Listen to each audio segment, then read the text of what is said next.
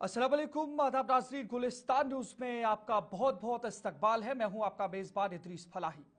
आपने देखा होगा एक नई जंग का आगाज होने जा रहा है और इसी हवाले से आज के इस खास प्रोग्राम में हम बातचीत करेंगे और आपको बताएंगे। सबसे पहले जहां एक तरफ मिडल ईस्ट में अमन कायम करने की बातें हो रही हैं, रूस यूक्रेन की जंग को खत्म करने पर तबादले ख्याल हो रहे हैं, वहीं दुनिया अब एक और जंग का नजारा करने जा रही है और यह जंग थाईलैंड और कंबोडिया के दरमियान एक फौजी तसादुम है जिसका तनाजा साल 2008 से असल में शुरू हुआ है। ताहम आपको बता दें कि रवां साल 2025 में कंबोडिया और थाईलैंड के दरमियान तनाजा एक बार फिर 25 मई को एक मुख्तसर फौजी झड़प सिकरमिश इलाके से शुरू हुआ, जब दोनों ममालिक की अफवाज ने एक झड़प में हिस्सा लिया जिसमें कंबोडियाई फौजी हिलाक हुए। उसके बाद कशीदगी बढ़ती गई और रवां साल 23 जुलाई इसी महीने को थाई फौज के एक जवान का नाम यमीन जिला ओबन रत्छा थनी में बारूदी सुरंग यानी लैंड माइनिंग के फटने से एक टांग जाया करने के बाद तसादुम को तशद्दुद की सिमत ले गया। बिलाखिर 24 जुलाई की सुबह को सरहदी इलाके पर 7 ताम्यून थोम के नजदीक मरकजी तसादुम शुरू हुआ, जहां दोनों ममालिक ने फौजी और फजाई हमले किए जिसमें तोप, राकेट और सबसे बढ़कर F-16 अमरीकी लड़ाका तैयारों का इस्तेमाल हुआ। आपको बताएं, दरअसल कंबोडिया थाई सरहदी तनाजा जून 2008 में कंबोडिया और थाईलैंड के दरमियान एक सदी पर मुहित तनाजे का एक हिस्से के तौर पर शुरू हुआ था, जिसमें 11वीं सदी के पर्यावहेर मंदिर के आसपास का इलाका शामिल है। डांगरेक पहाड़ों में चोम खसांत जिला पर्यावहार सूबा नॉर्थ कंबोडिया और थाईलैंड के जिला कंथारलक के दरमियान है। उनकी मुश्तरका जमीनी सरहद के साथ मुख्तलिफ गैर हदबंदी वाले इलाकों के दायरे इख्तियार पर दहाइयों से जारी इख्तलाफ है जो 800 किलोमीटर यानी 500 मील से ज्यादा फैला हुआ है। ताहम कंबोडिया और थाईलैंड के बड़े इत्तेहादियों ने अमन की अपील की है। थाईलैंड ने इसरार किया कि कंबोडिया ने हमला शुरू किया। गोर्निंग इत्तेहाद के रहनुमाओं वजीर आजम प्यूटुनंगड़न शेनावात्रे ने सोशल मीडिया पर कहा कि कंबोडिया की अफवाज ने हथियारों का इस्तेमाल शुरू किया और थाईलैंड में फायरिंग की, जिसके हुकाम और मासूम शहरी दोनों मुतासिर हुए और उसका बदला लिया जाएगा। अब हम इसका नतीजा ग्राफिक्स के जरिए से आपको समझाने की कोशिश करेंगे कि ये जो जंग चली इसका नतीजा क्या हो। तो चलिए एक एक करके ग्राफिक के जरिए आपको समझाने की कोशिश करेंगे। सबसे पहले जो नतीजा इसमें हुआ, कशीदगी के बाद हंगामी फौजी मुदाखलत, शहरियों की नकले मकानी और मीडिया रिपोर्टिंग के मुताबिक अब देखने में आ रहा है कि ये 14 साल में सबसे संगीन तसादुम है कंबोडिया और थाईलैंड के दरमियान। इसी तरीके से ईंट, आर्टिलरी, फजाई हमले और शहरी निशानात पर हमलों ने सूरत हाल को मजीद पेचीदा कर दिया है। इसके अलावा थाईलैंड में फौजी कानून नाफिज किया गया और कंबोडिया ने फौरी तौर पर अक़वाम मुत्तहिदा की सिक्योरिटी कौंसिल में मसले को उठाया है। यह बात भी काबिल जिक्र है। और इसके अलावा भी जनूब मशरकी एशिया की तंजीम एसेन ने सालूसी की पेशकश की है, ताहम थाई हुकूमत ने इसे फिलहाल मुस्तरद करते हुए दो तरफा मुज़ाकरात पर जोर दिया है। लेकिन अब बड़ा सवाल यह है कि जारी थाईलैंड कंबोडिया 2025 सरहदी तनाजे में दोनों ममालिक के पीछे आलमी ताकतों की खामोशी या गैर रस्मी हिमायत देखने को मिल रही है। हालांकि अभी तक कोई भी मुल्क बराह रास्त फौजी मुदाखलत नहीं कर रहा, ताहम सफारती, इंटेलिजेंस, दिफाई ताल्लुकात और हथियार की फराहमी के एतबार से कुछ ममालिक का झुकाव वाज़ेह तौर पर दोनों ममालिक के लिए देखने को मिल रहा है। अब थोड़ा सा वो भी आपको दिखाने की कोशिश करेंगे जहां पर थाईलैंड की पुष्टपनाही में कौन है, ये सबसे बड़ा सवाल है। तो सबसे पहले इसमें अमेरिका है। अमेरिका का थाईलैंड से देरीना फौजी इत्तेहाद है। दूसरी बात यह है कि दोनों ममालिक को कोबरा गोल्ड नामी सबसे बड़ी एशियाई फौज मशकू में शराकतदारी है। तीसरा अमेरिका इसमें यह भी कह रहा है कि अमेरिका ने थाईलैंड को जदीद हथियार, F-16 तैयारे और निगरानी की टेक्नोलॉजी यानी सीसीटीवी कैमरास और दीगर आलात फराम कर दिए हैं। इसके अलावा 2025 की झड़पों के दौरान अमेरिका ने थाईलैंड की खुद दिफा के हक की हिमायत की है, लेकिन खुलकर फौजी मुदाखलत से गुरेज किया है अमेरिका ने। दूसरा मुल्क इसमें है जापान और जनूबी कोरिया। थाईलैंड की पहले आप थाईलैंड के ही ग्राफिक्स चलाइए जहां पर थाईलैंड की मुआशी और तकनीकी मदद फराहम करते हुए दिफाई ताउन महदूद है, मगर थाई मौकफ को सफारती तौर पर हिमायत हासिल। इसी तरीके से ऑस्ट्रेलिया भी इन्हीं की हिमायत में है। इंटेलिजेंस और बहरुल अलकाहिल सिक्योरिटी पार्टनरशिप के तहत थाईलैंड के साथ इश्तिराक में है। और ये सारी वो चीजें हैं जिसके जरिए से आपने समझा कि अब ये कुछ ऐसे ममालिक हैं जो थाईलैंड के साथ है। अब ये भी समझेंगे कि थाईलैंड के अलावा अब जो कंबोडिया है, कंबोडिया के साथ कौन है। तो कंबोडिया के प्ले कर दीजिए। कंबोडिया के साथ सबसे पहले आपको बताएंगे तो चीन है। चीन कंबोडिया का सबसे बड़ा दिफाई और मुआशी हिमायती मुल्क है। चीन ने कंबोडिया में बहरी अड्डे, रेम नेवल बेस की जदीदकारी की है। इसके अलावा 2025 के इस तनाज़े में चीन ने थाईलैंड को तहम्मुल की तलकीन की और कंबोडिया के इलाकाई सालमियत की हिमायत की है। और कई रिपोर्ट्स ये भी हैं कि चीन ने ड्रोन, रेडार और कमांड स्पोर्ट्स में मदद भी कंबोडिया को दी है। इसके अलावा रशिया ने हालिया बरसों में कंबोडिया को दिफाई तरबियत और छोटे हथियारों की फरोख्त की है। इसी तरीके से इस 2025 के तनाज़े में रूस ने गैर जानिबदाराना मौक़िफ़ अपनाया है, मगर कंबोडिया की सिक्योरिटी पर तशवीश का इजहार किया है। इसी तरीके से अगला मुल्क है वियतनाम। तारीखी एतबार से कंबोडिया का इत्तेहादी लेकिन मौजूदा तनाज़े में मोहतात रवैया इख्तियार करा हुआ है। वियतनाम ने अभी तक किसी एक फरीक की खुली हिमायत नहीं की, बल्कि खिते में अमन पर जोर दिया है। तो कुल मिलाकर के अब दोनों ममालिक को बैक फुट पे अगर देखें या पसे पर्दा देखें तो हिमायत याफ्ता है। एक तरफ से थाईलैंड के अंदर जहां पर अमेरिका की पुष्टपनाही है या हिमायत हासिल है, वहीं पर ये जो थाईलैंड है, और वहीं पर कंबोडिया को रशिया और चीन की। तो कुल मिलाकर के ये जो आप देख रहे हैं ये चाइना और अमेरिका के दरमियान लड़ाई है और बीच में इन छोटे ममालिक को प्रॉक्सी के तौर पर इस्तेमाल किया जा रहा है।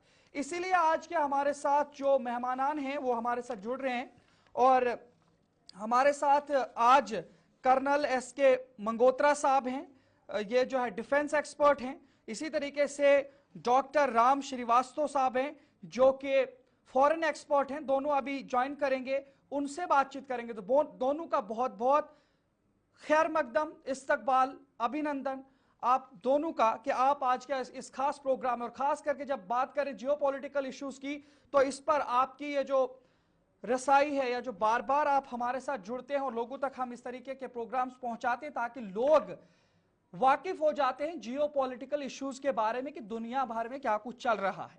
तो जिस तरीके से मैंने पूरा ये मामला लोगों को पहले ग्राफिक्स के जरिए से भी समझाने की कोशिश की है, लेकिन अब एक तरफ से अमेरिका और चाइना के बीच में ही ये लड़ाई फिर से देखने को मिली है। क्योंकि अगर देखें तो इस लड़ाई में भी अमेरिका ने सालिसी या जो इसके अंदर बीच में सीज फायर के हवाले से ऐलान भी कर दिया है और ये तस्वीरें भी निकल करके सामने आई है वहां से जो एक्स पर पोस्ट किया गया है अमेरिकी सदर की जानिब से। अब इसी चीज को आज के पैराए में देखने की कोशिश करेंगे। तो सबसे पहले जो हमारे डिफेंस एक्सपर्ट हैं कर्नल एस के मंगोत्रा साहब, आपसे मैं ये सबसे पहला सवाल पूछना चाहूंगा कि इस जंग की वजह समझ में आती है, ये जो जंग हुई ये एक छोटा सा कॉन्फ्लिक्ट था, लेकिन अमेरिका ने यहां पर भी अपना मफाद देखना और तलाशना शुरू कर दिया। तो अमेरिका हर जगह पे ये जो फायदे के लिए जा रहा है, अपना प्रॉफिट हर जगह देखता है, हर जगह अपना नाम देखता है। तो इस चीज को आप किस तरीके से देखते हैं? जी बहुत बहुत धन्यवाद जी। आपको आप स्टेज पे हमें प्लेटफॉर्म पे बुलाने के लिए। देखिए ऐसा है कि बहुत अहम सवाल आपको पूछा है। देखिए छोटे से दो मुल्क हैं जी। इंटरनेशनल कोर्ट ऑफ जस्टिस ने इसका फैसला बहुत पहले 11वीं सदी के बाद में जब मैपिंग हुई उसके बाद उनको दे दिया है कि ये फेवर में दिया गया है कंबोडिया के अननेसेसरी जो है वो छोटे मुल्क जो दो हैं वो एक इसको सियासी हवा बना रहे हैं। एक्चुअली क्या है कि बॉर्डर सिचुएशन दोनों छोटे मुल्क आपस में बैठ सकते हैं, बैठकर बातचीत की जा सकती है। अगर किसी को मीडिएटर भी करना चाहते हैं, ये एक बहुत छोटा सा मसला है, कोई बहुत बड़ा मसला नहीं है। हाँ, ये बिल्कुल हमारे वही बात है कि जैसे यहाँ कश्मीर का मसले को लंबा कर दिया गया और चल रहा है जैसा, इसी तरीके ये पीछे आज देखिए कि उनकी 500 किलोमीटर की लंबी जो है वो उनकी हद है। फिर 11वीं सदी में ये तब से ये जब फ्रेंच कॉलोनी थी कंबोडिया, तो उसने जब इसको हैंड ओवर किया और मैपिंग की गई उसमें क्लैरिटी में दे दिया गया है कि ये जो बंदर हैं दोनों, वो उनको दे दिए गए। अब क्या है कि थाईलैंड इसको मानने को तैयार नहीं। तो ये तो हुआ इनके क्लिप की बारी। अभी आया अमेरिकन की बात। देखिए अमेरिकन, दोनों मुल्कों में पॉलिटिकल स्टेबिलिटी नहीं है, ना कंबोडिया में है और ना ही थाईलैंड में। जो चाइना है वो दोनों को अपने उसने कब्जे में रखा हुआ और दोनों उसके क्लोज हैं, दोनों की तिजारत उनके साथ होती है। तो ये दोनों मुल्क जो हैं दोनों बढ़ के सामने नहीं आएंगे और ना ही चाहेंगे कि उनकी कोई इनके साथ खुल के गुत्थम गुत्था हो।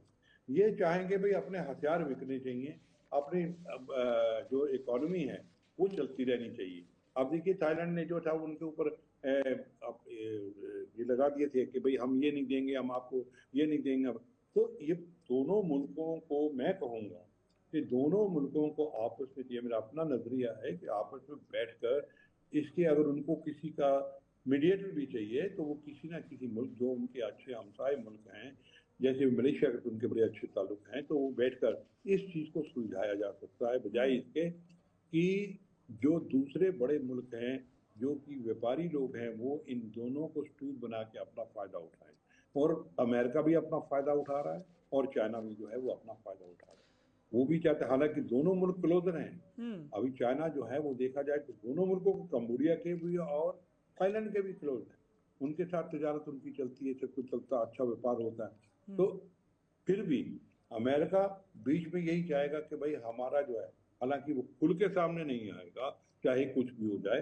तो मेरा तो यही कहना है कि ये दोनों मुल्कों को चाहिए आपस में बैठे और बैठ के किसी, अगर जो उनका हमसाए मुल्क जो अच्छा मुल्क, उनका दोस्त मुल्क है, उससे बैठकर आपस में सलाह करके मीडिएटर करके ठीक है, इस छोटी सी बात को इतना ठीक बड़ा है कर्नल बदअमल ना साहब, जिस बनाएं, तरीके से क्योंकि आपने इससे इस पे इनका सारी बहुत चीजें भारी कही नुकसान हैं, हो। लेकिन अब ये एक चीज है डॉक्टर, ये जो हमारे साथ राम श्रीवास्तव साहब है, आपके पास भी मैं आना चाहूंगा। अब जिस तरीके से ये सारी चीजें देखने को मिल रही है, इसमें अमेरिका और चाइना का रोल ही देखने को मिल रहा है, लेकिन बात करें अमेरिका की, क्योंकि अभी तक 3-4 ऐसी जगहें बन गई हैं, ऐसे स्थान बन गए हैं जहां पर अमेरिका ने ये दावा किया कि उसकी वजह से ही सीज फायर हुआ।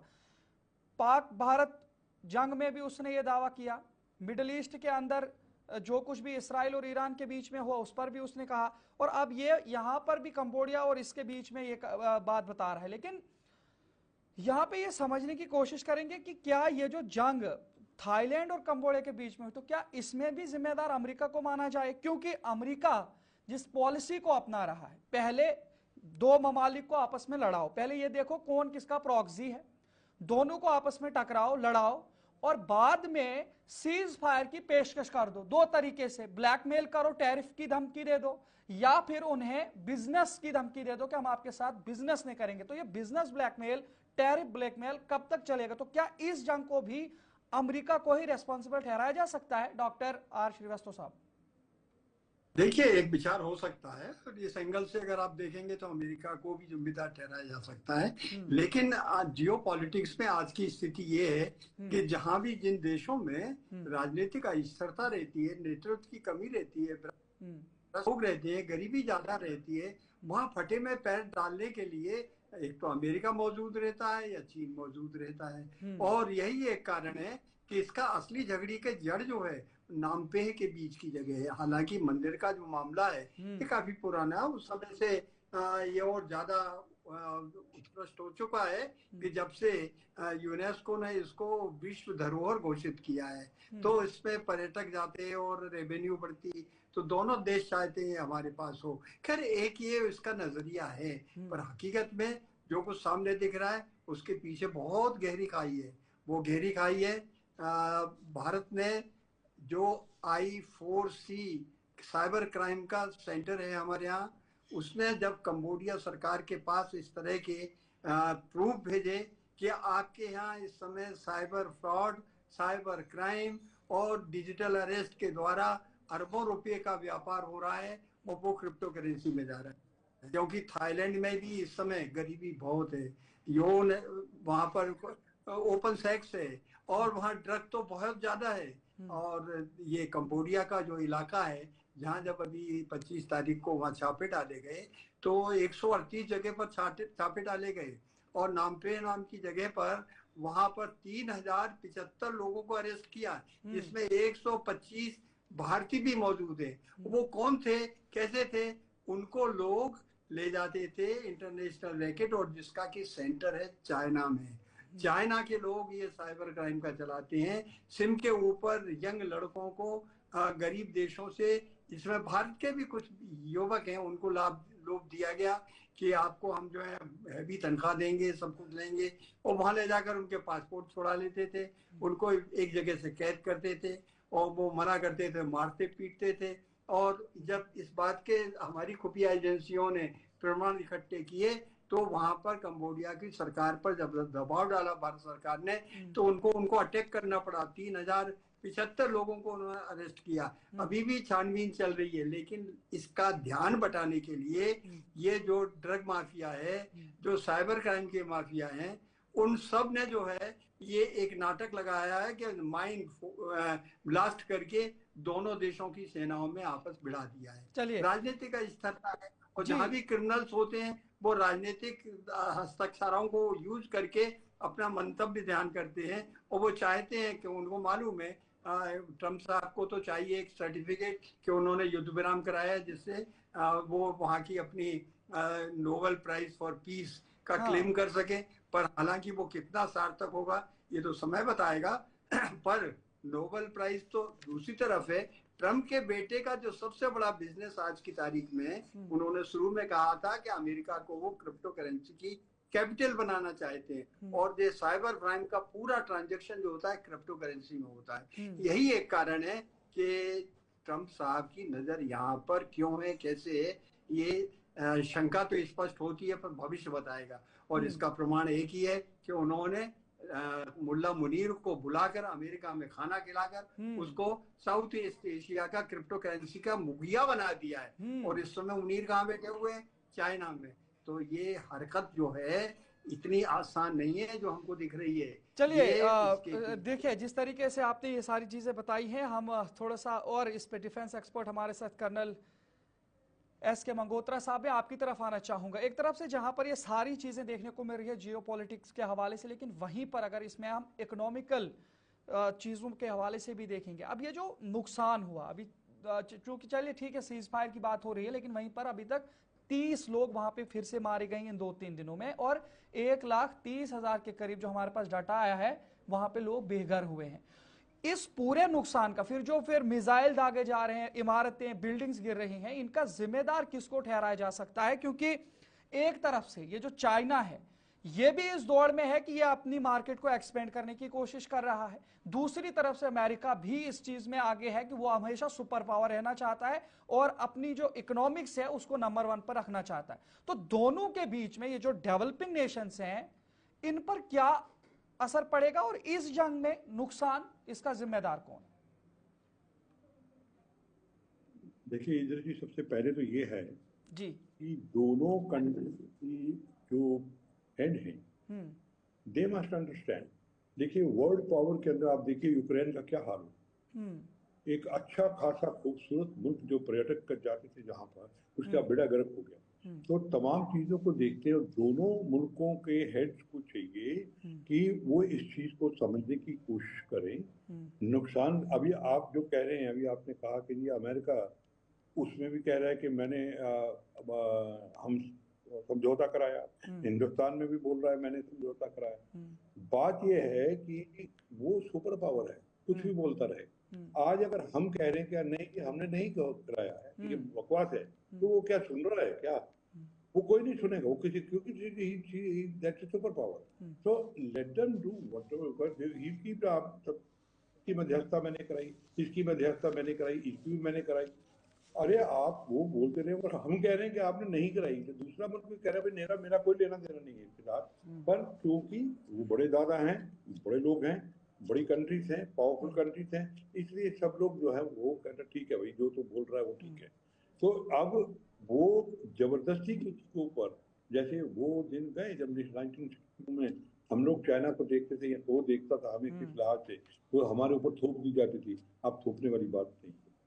इसलिए दोनों मुल्कों को चाहिए, देखिए जो नुकसान हुई है, जो भरपूर, वो तो कंट्री को अपना ही भरपाई करनी पड़ेगी। वो ये कहे कि अमेरिका उनको पैसा दे देगा, वो तो देंगे ही देंगे, इसमें कोई वो नहीं है, वो अपने उसको देगा, और चाइना जो है अपने उनको देगा, क्योंकि उन्होंने उनके साथ तजारत करनी है, आगे भी उनके साथ अच्छे रिलेशन रखने हैं, तो वो भरपाई कर दी जाएगी, कोई ऐसा बात नहीं है। पर इन दोनों मुल्कों के हेड्स को चाहिए कि वो इस चीज को बड़े ध्यान से और बड़े ध्यानपूर्वक सोचें, देखें कि भाई हम अननेसेसरली एक छोटी सी बात के ऊपर किसी के कहने पर अगर भड़क कर हम इसको भड़का रहे हैं और वो इस आग को हवा देने की कोशिश कर रहे हैं, तो ताकि आग जो है वो भड़के, इस चीज को वो ठीक है, भड़कने ना दें। ठीक है डॉक्टर साहब। तो इसी तरीके से अब एक सवाल यहाँ पे ये भी है, जब थाईलैंड और इन कंबोडिया दोनों के बीच में जब ये लड़ाई देखी गई तो रिपोर्ट्स ये भी आई हैं। मेरा सवाल कर्नल एस.के. मंगोत्रा साहब आपसे है, क्योंकि डिफेंस एक्सपर्ट आप हैं तो इस हवाले से आपको बखूबी इल्म है। तो मैं आपसे ये सवाल पूछना चाहूंगा, क्योंकि अब जिस तरह से ये जो पूरा मामला देखने को मिल रहा है, तो F-16 तैयारा जो वहां पे इस्तेमाल किया गया है, एक तरफ से अमेरिका समझौता करवा रहा है, दूसरी तरफ से प्रॉक्सी कंट्री को या जो अलाइज उसका है उसको हथियार भी भेज रहा है, ड्रोन्स भेज रहा है, उसको बाकी सारी चीजें भेज रहा है। तो इससे क्या हम समझे, एक तरफ से वो मार्केटिंग भी कर रहा है, एक तरफ से वो नोबेल इनाम को भी हासिल करना चाहता है, एक तरफ से उसको अमेरिका ग्रेट बनाने की भी पॉलिसी है और अमेरिका फर्स्ट की भी पॉलिसी है। तो इन तमाम चीजों में ये छोटे छोटे नेशंस को किस तरह से अपना शिकार बना रहा है? इधर जी देखिए, let's go back to our own. जब हमारा हमला हुआ तो उसके कुछ दिन बाद ही जी उनको $1 मिलियन जो है पाकिस्तान को जो था वर्ल्ड बैंक में। तो ये बनिया हैं, इनका काम जो है आग को भड़काना। पहले भी आपने कहा कि आग को भड़काओ, फिर उसको हवा दो थोड़ा, फिर सुलझाओ। F-16 उनका चाह रहे हैं ना, जो बात अटैक करवा रहे हैं, तो वो इस चीज को थोड़ा भड़काओ, फिर करो, फिर ठंडा कर दो, और फिर उसके ऊपर अपना व्यापार करो। और व्यापार करने का बेस्ट तरीका ये हथियारों का जो सप्लाई है, और सबसे बड़ा पैसा वहीं से आता है। तो चीज ये है कि अमेरिकन और दोनों मुल्क, चाइना भी यही काम करता है, अमेरिकन भी यही कर रहे हैं कि इस चीज को भड़काओ, हवा दो, कुछ मदद दे दो, उनको बोलो कोई बात नहीं, हम आपको दे रहे हैं। F-16 एक बड़ा भारी मुद्दा खड़ा कर दिया कि F-16 सारों ने बम्बार्डमेंट किया, yes, no doubt about it, but चीज ये है कि उसके बाद कहाँ चले गए? या तो होना कि लगातार बम्बारी, और उसके बाद कह रहे हैं कि नहीं भाई, जैसे चाइना का था हमारे साथ, जब खुल के वो सामने नहीं आए, जब हम उसने सरेंडर कर दिया, जब पाकिस्तान ने हथियार डाल दिए, तो वो चाइना बोलता है हाँ, अरे मैं पीछे आपके खड़ा हूँ भाई, मैं खड़ा। तो ये लोग व्यापारी लोग हैं, I will tell them they are businessman and they play cards as per their will. उनका है कि हम किस तरीके से पैसा कमा सकते हैं। ये छोटे छोटे मुल्क हैं। अब ये आप देखिए कि इतने बड़े मुल्क के साथ छोटे छोटे मुल्कों का कोई बनता है कुछ चीज, बल्कि इसीलिए मैं ये कह रहा हूँ कि दोनों मुल्क के हेड्स को चाहिए बैठे आपस में और समझें, आप इंटरनेशनल एरिया को देखें कि हमारे आसपास क्या हुआ, अभी पाकिस्तान में क्या हुआ, जी बिल्कुल, इंडिया में क्या हुआ। ठीक है। तो मैं थोड़ा सा डॉक्टर राम श्रीवास्तव साहब आपकी तरफ भी आना चाहूंगा, क्योंकि अब मामला ये है, एक तरफ से जहां पर ये टैरिफ की धमकी है, बिजनेस ट्रेड की धमकी है अमेरिका की तरफ से, दूसरी तरफ से ये जो ब्रिक्स ममालिक आपस में मिल रहे हैं, ब्रिक्स कंट्रीज जिसमें रूस, India, China, back to back meetings हो रही हैं। चाइना के अंदर भी इंडिया जा रहा है, इंडिया के अंदर अब उन्हें टूरिस्ट वीजा जो है उनको देने के हवाले से भी फैसले लिए गए।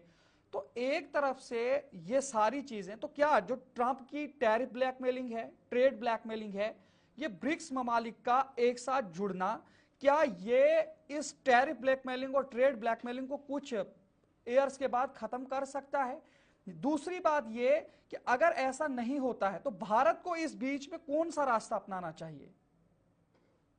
देखिए, भारत जो रास्ता अपना रहा है वो अपने आप में बहुत ही सराहनीय है, वो पूरे विश्व में सबसे अच्छा है। बिल्कुल। आज की तारीख में बिल्कुल इस तरह से जैसे राजस्थान में नट जो है एक रस्सी के ऊपर अपने आप को बैलेंस करके चलते हैं, तो भारत की विदेश नीति इस समय बैलेंस करके चल रही है। ना हम रूस के पक्ष में, ना चाइना के पक्ष में है, ना अमेरिका के पक्ष में। न्यूट्रल। उनको जो कुछ करना वो करें, लेकिन हमारे राष्ट्रीय हितों की रक्षा करने के लिए हमको जिससे जितना मतलब होगा उतना हम आंख मिलाकर बात करेंगे। वो तभी कर सकते हैं जब मजबूत हो, हम ताकतवर हो, हमारे में इतनी पूरी क्षमता हो कि हम अपने देश की रक्षा करने में सक्षम है।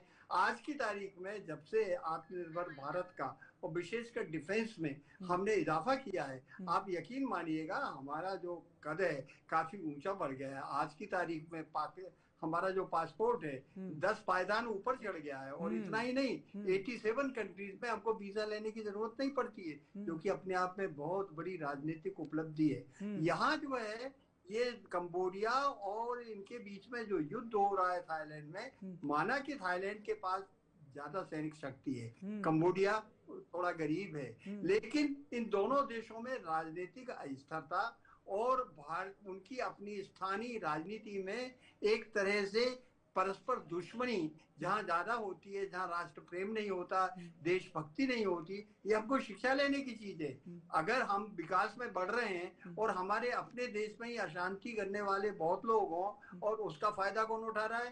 ड्रग माफिया उठा रहा है, हथियार माफिया उठा रहा है। अब तो नया माफिया आ गया जो कि चीन जनित है, वो आ गया आपका साइबर क्राइम माफिया। और उसमें इंटरेस्ट अमेरिका का क्यों हो गया? क्यों वो अमेरिका को जो है क्रिप्टो करेंसी का कैपिटल बना रहे हैं, मतलब अपने बच्चे का बिजनेस बढ़ा रहे हैं। तो देखिए दुनिया में कोई भी सीधा नहीं है, कोई भी इस तरह का नहीं है कि जो धर्म, ईमानदारी और मानवता के हित में काम करे। 30 मर गए या 300 मर गए, अरे वहां तो कितने 58,000 लोग मर गए हैं गाजा में। आज वहां क्या बुरी स्थिति है, किसी का दिल नहीं पसीज रहा, मरे, उनका क्या बिगड़ रहा है? उनके हथियार तो बिगड़ रहे हैं ना। और रहा सवाल ये कि भविष्य क्या होगा, ये सदियों से चला आ रहा है। जिसके हाथ में ताकत है वही जो है जिंदा रहता है। और ये जो पाशविक प्रवृत्ति जो है जानवरों जैसी, ये प्रवृत्ति सदियों से चली आ रही है, अभी भी चल रही है, सिर्फ इसका रूप बदल गया है। वो हो गया आर्थिक शोषण का, राजनीतिक जो है दमन का, और वही आपको युद्ध के रूप में देखने को मिल रहा है। इससे हमको ये शिक्षा लेना चाहिए कि हमारे देश में बच्चे बच्चे को देश के प्रति हमको उसमें जज्बा पैदा करना पड़ेगा। जो आपकी धार्मिक मतभेद हैं और दूसरी चीजें उनको भूलकर राष्ट्र हित सर्वोपरि करेंगे, तभी जो है हम इन दुष्टों की नजर से अपने देश को बचा सकते हैं। अन्यथा जो कंडीशन आज कंबोडिया में दिख रही है, आपको वहां श्रीलंका में दिखी थी, जो पाकिस्तान में आज बुरी हालत हो रही है, ये हालत पहुंचने में कोई अधिक समय नहीं लगेगा। हम जो है सिर्फ एक ही संकल्प करें, सब चीजें अलग, देश हित सर्वोपरि। चलिए बहुत बहुत धन्यवाद आप दोनों मेहमानों का हमारे साथ आज जुड़ने के लिए। और एक बहुत ही माकूल गुफ्तगू हुई और हमें उम्मीद है कि हमारे जितने भी नाजरीन हैं आप सब लोगों के लिए बहुत ही बेहतरीन मवाद है। और आप सब लोग भी जानेंगे कि जियोपॉलिटिकल इस वक्त क्या कुछ सूरत हाल है, और ख़ास करके कंबोडिया और थाईलैंड के बीच में ये जंग किस तरीके से शुरू हुई और फिर अमेरिका ने इसमें क्या कुछ रोल निभाने की कोशिश की है और क्या कुछ वहाँ से अगराज़ो मकासद उसको है या कुछ हासिल करना चाहता है। फिलहाल आज के इस प्रोग्राम में इतना ही। अपने मेज़बान इदरीस फलाही को इजाज़त दीजिए। देखते रहे गुलिस्तान न्यूज़। अल्लाह हाफिज़।